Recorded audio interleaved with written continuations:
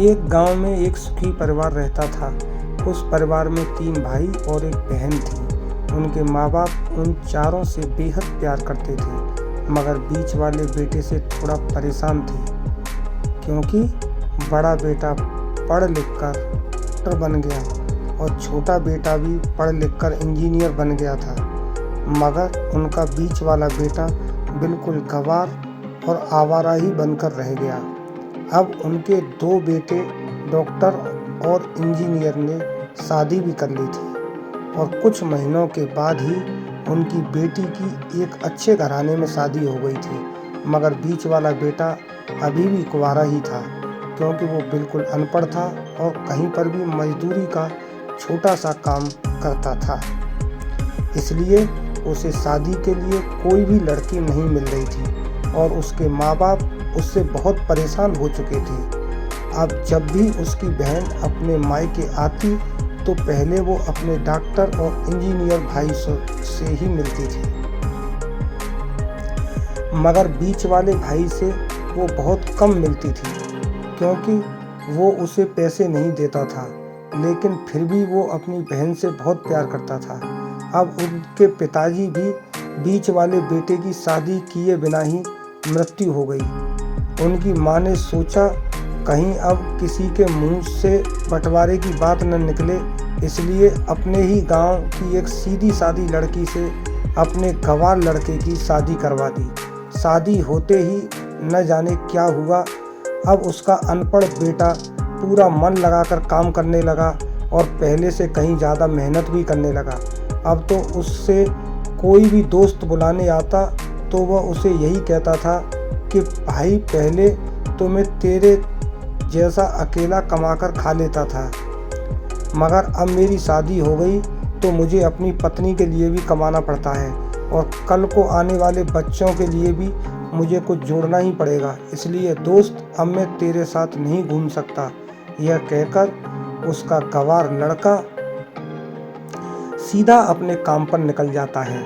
अब उसके दोनों भाई डॉक्टर और इंजीनियर आपस में ये बात करते हैं कि हम दोनों तो उस गंवार से कहीं ज़्यादा पैसे कमाते हैं, इसलिए हम सब घर और ज़मीन का बंटवारा कर लेते हैं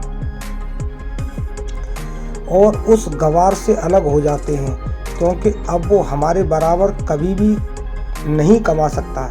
इसलिए उन दोनों भाइयों ने अपनी माँ के लाख मना करने के बावजूद भी बंटवारे की तारीख तय कर दी थी और उन्होंने अपनी बहन को भी बुलवा लिया और अपने गंवार भाई से भी कह दिया कि आज तुम अपने काम पर मत जाना, क्योंकि हम सब आज घर और ज़मीन का बंटवारा करेंगे। उसी वक्त उनकी बहन भी आ जाती है। तभी उसका गंवार भाई कहता है कि तुम लोग बंटवारा कर लो, मुझे जो भी देना हो दे देना, मैं शाम को आकर अंगूठा लगा दूंगा। तभी उसकी बहन कहती है, अरे बेवकूफ़, तू तो अनपढ़ ही रहेगा, ज़मीन का हिस्सा तो आमने सामने बैठकर ही होता है। तभी उसके दोनों भाई भी बीच वाले गंवार भाई को उल्टा सीधा कहते हैं। तब उसकी माँ भी उसे कहती है कि बेटा, आज तू काम पर मत जा, बंटवारा तेरे सामने ही होगा तो अच्छा है। उसी वक्त वकील भी आ जाता है। तभी वकील कहता है कि आपका सारा हिस्सा मिलाकर 10 बीघा ज़मीन है और आपका घर है। अब ये बताओ कि किसको कितना हिस्सा देना है, मैं उसी हिसाब से बंटवारे के कागज़ बना दूंगा। उसी वक्त उसका गंवार भाई कहता है कि वकील साहब, 5-5 बीघा मेरे दोनों भाइयों के नाम लिख दो और ये जो हमारा मकान है ये मेरी प्यारी बहन के नाम कर दो।